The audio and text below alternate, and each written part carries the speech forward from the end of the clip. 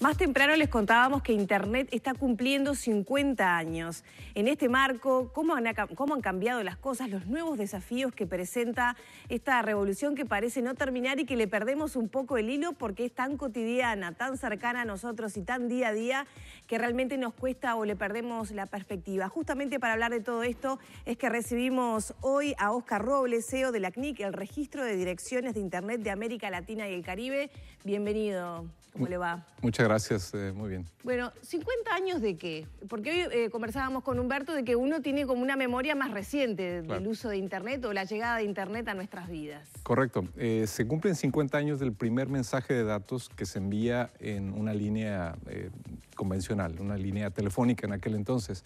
Pero nos vamos un poco a la historia, esos 50 años, o hace 50 años, pues, pasó desapercibido esta situación. Estábamos quizá la humanidad conmocionada por la llegada del hombre a la luna, la llegada de la humanidad a la luna, pues, y este tema que pasó unas cuantas semanas después pasó desapercibido en la comunidad científica, pero es quizá de los dos el que más efecto ha tenido en la humanidad, ¿no?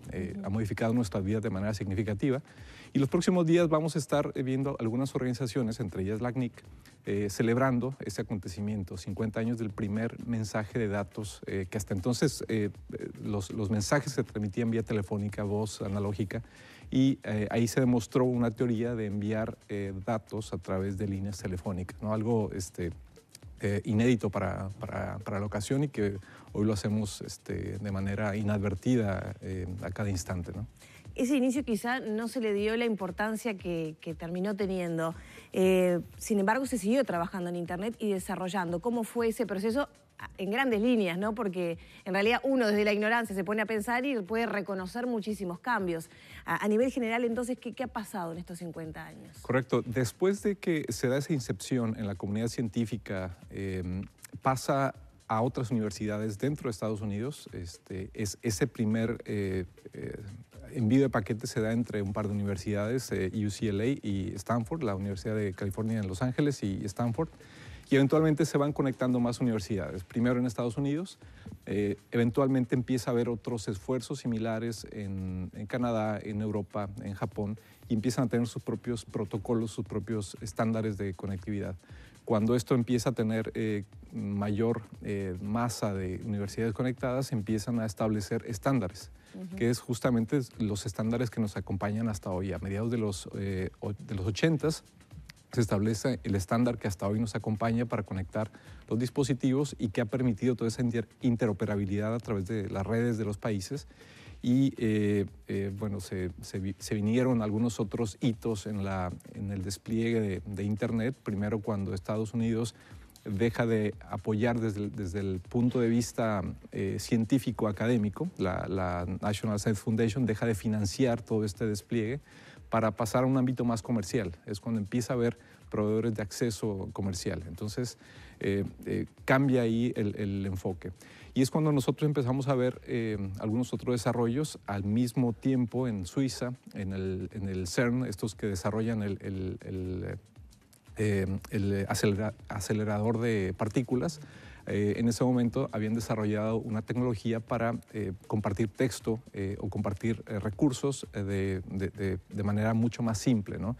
Que es justamente las páginas en Internet, lo que hoy conocemos como navegar en Internet a través de las páginas, ¿no?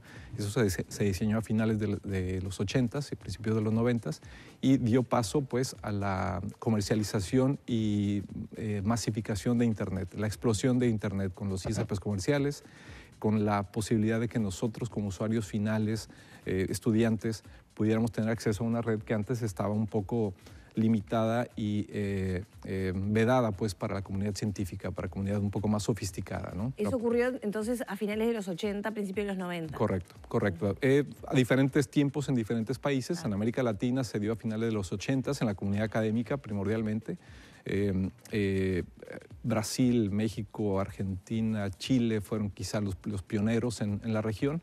En Uruguay, si no me equivoco, fue también a principios de los 90s. Está bien que estás marcando los distintos hitos desde aquella primera transmisión de datos inadvertida para la comunidad científica, en definitiva, como lo decís, y el desarrollo que ha tenido. ¿Cuál es el hito que podemos marcar como que se masifica el uso de la Internet?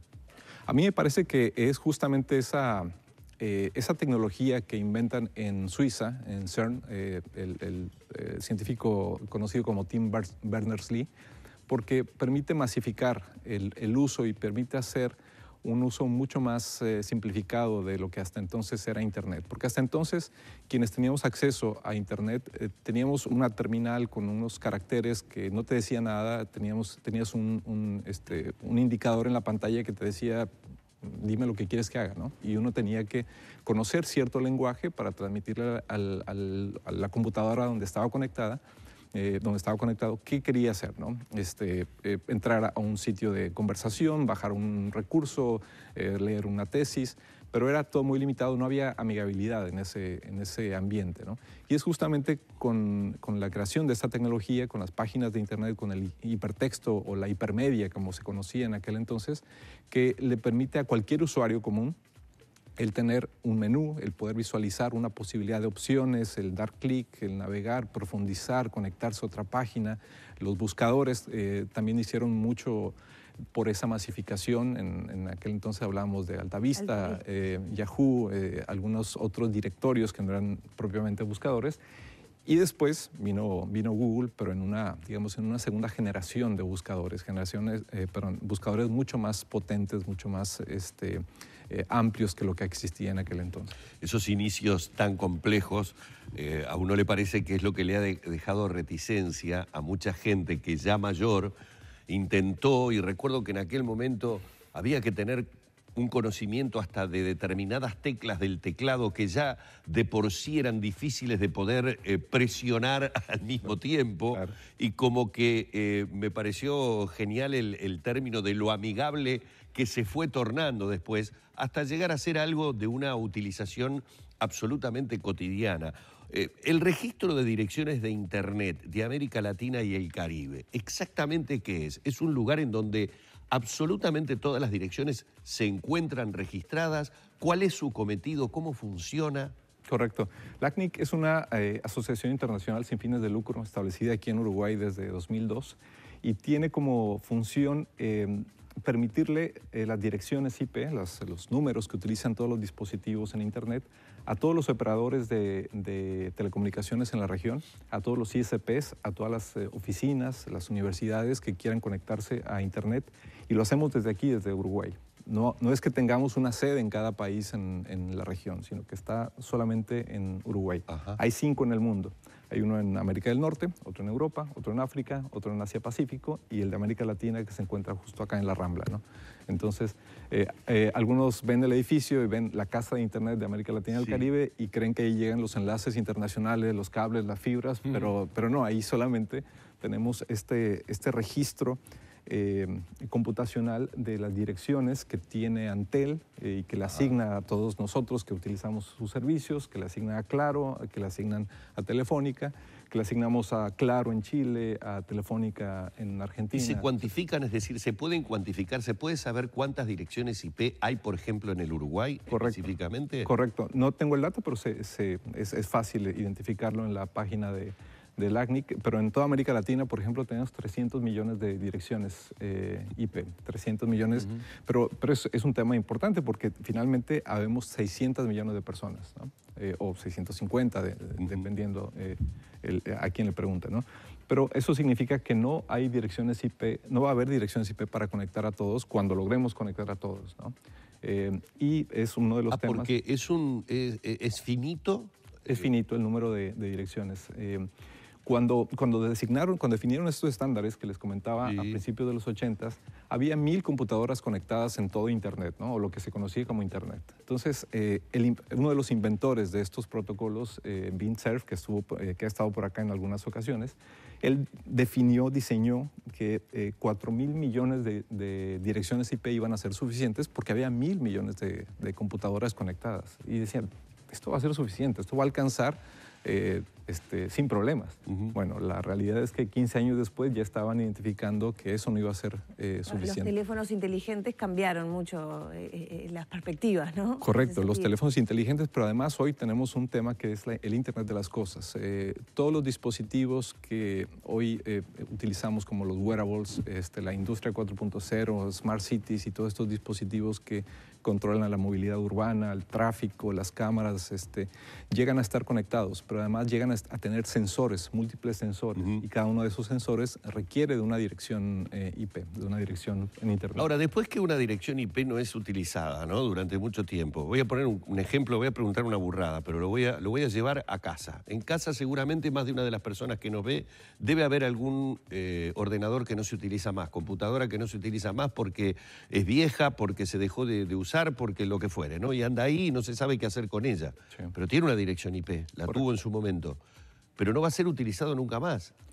¿Esa dirección se recicla, nunca se vuelve a poder utilizar? Se recicla. Tu operador o el que te dio los servicios de acceso se encarga de identificar que esa no está siendo utilizada en algún tiempo y la vuelve a asignar a un nuevo suscriptor o a un suscriptor que requiere más espacio con tal de sacarle provecho por esa escasez, pues.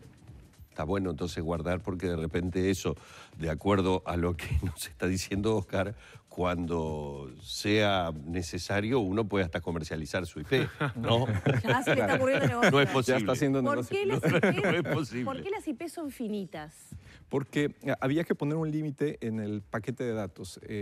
Como decíamos, son datos los que se envían en Internet y tienen un número finito. De lo contrario, no habría forma de limitar ese paquete de datos y no habría forma de ponerle una dimensión concreta y sería muy complicado manejar esos datos desde el punto de vista computacional, matemático, ¿no? Entonces tuvieron que poner un límite en algún lado y dijeron que 32 bits iban a ser suficientes. Esto significa que el límite son 2 a la 32, 4.000 millones aproximadamente, más o menos, ¿no? ¿Cómo está el desarrollo de Uruguay en comparación en este caso, a los países de la región, por ejemplo? En términos de Internet, sí. Tiene muy buena penetración comparada con otros países, mucha cobertura de Internet, tiene muy buen despliegue de nuevas tecnologías como IPv6, que es el nuevo protocolo que va a permitir que ya no sea más un problema limitante de direcciones en IPv4, que es el protocolo anterior. Entonces, eso ha permitido mucho desarrollo pues, en la región, en Uruguay, de esas tecnologías porque tienen suficiente direccionamiento para seguir creciendo, ¿no? El hecho de que hayan establecido este plan Ceibal, por ejemplo, le ha dado mucha exposición a mucha gente a tecnología, a tener esta avidez y conocimientos por manejar un teclado y desempeñar trabajos, solicitar servicios a través de estas tecnologías. Entonces le da una perspectiva muy importante, pues, el tener toda esta exposición a estos nuevos servicios. ¿Cuáles son los principales desafíos que enfrenta Internet a partir de este momento? Me refiero quizá a lo técnico, que un poco lo adelantabas, pero también socialmente, ¿no? Porque en esta mesa hemos recibido numerosos profesionales, desde psicólogos, antropólogos, haciendo estudios de cómo ha cambiado la manera de acceder a la información, la manera de comunicarnos, la manera de cuidarnos, e infinitas cosas, ¿no? Claro. ¿Cuáles son los principales desafíos de cara al futuro? Me parece que yo pondría dos. Uno es la confianza y otro es la ciberseguridad o la seguridad. Primero, con la confianza. Empezamos a tener una baja en la confianza de lo que sucede en Internet. Y por un lado, eso está bueno, que nos cuestionemos todo lo que vemos, que nos cuestionemos lo que leemos. Es importante tener esa capacidad crítica, ¿no? Pero por otro lado, llega a pegar y afectar también en la confianza en las transacciones, en el comercio, en los servicios que uno recibe del Estado, en los productos que uno quisiera adquirir y que de pronto no están disponibles localmente y que es una forma de tener acceso a ellos, pero la falta de confianza es lo que nos puede estar limitando a todo eso. Y bueno, para esa confianza hay múltiples dimensiones que le afectan, ¿no? Entre las noticias falsas, entre la educación de los mismos usuarios, hay muchos elementos, ¿no? Pero ese es uno muy importante que va a ser un factor que puede determinar su desarrollo o su estancamiento, el estancamiento de Internet, pues, o de la economía digital como la conocemos. Y por otro lado está la ciberseguridad. Hay un reflejo muy claro de toda esa maldad que hay en el mundo en Internet. Internet no es diferente a la sociedad, no es un mundo paralelo rosa, ¿no? Es un reflejo de lo que somos en la sociedad y se replica con la misma dimensión, quizá con mucha más facilidad, en un mundo digital. Y ahí tenemos todos los ataques de delincuentes cibernéticos a negocios, a personas, atacando la privacidad, pero hasta de personas unas a otras atacándose por temas de acoso o ciberacoso, ¿no? Entonces, todas esas amenazas, pues, a la seguridad, a las transacciones, ponen a la defensiva a los estados, a los gobiernos, y ante la motivación de tener una red más segura, pues lanzan algunas legislaciones que la pueden limitar, ¿no? ¿Cómo han tomado, en el final quiero preguntar, cómo han tomado, para quienes están trabajando de lleno todo el día en esto como ustedes, este anuncio de Google que va a ubicar uno de sus data centers aquí en Uruguay? No, está buenísima la noticia porque básicamente cuando anunciaron Antel y Google el establecimiento de un cable submarino en Uruguay, conectándose a Brasil, eso implicaba o significaba que finalmente iba a tener una mejor conectividad Uruguay con el resto del mundo, ¿no? Al estar, digamos, al final de la conectividad siempre estábamos un poco más lentos y siempre teníamos un poco más de retraso en esas comunicaciones. Hay temas que no requieren alta velocidad, pero temas como los juegos o el entretenimiento requieren mucha esa velocidad. Entonces, el que estableciera Antel su centro de datos, el que Google establezca ahora su centro de datos, me parece que es una forma, primero, de aprovechar esa conectividad del mundo, pero también de atraer negocios parecidos, de hacer ver que Uruguay tiene esa capacidad, pues, para atraer centros de datos importantes y bueno, espero que les vaya muy bien y que sea el primero de muchos centros de datos regionales aquí en Uruguay. ¿Cuál es el próximo objeto que va a tener Internet? Hace 5 o 10 años pensábamos que un reloj nunca iba a tener Internet, no se nos ocurría. ¿Qué es lo que no se nos ocurre que va a tener Internet en los próximos años? Wow, no sé, es difícil, ¿no? Pero me parece que muchas cosas que van a estar conectadas en nuestro cuerpo, que van a estar conectadas a Internet, eso es a veces hasta da miedo, ¿no? Llegar al aeropuerto y que te reconozcan sin necesidad de dar ningún documento, eso ya da miedo. Por encima que te digan, bienvenido, señor Robles, usted tiene tal padecimiento a partir de, no sé, nanorobots que tengamos en el cuerpo, eso va a ser todavía más de más miedo, ¿no?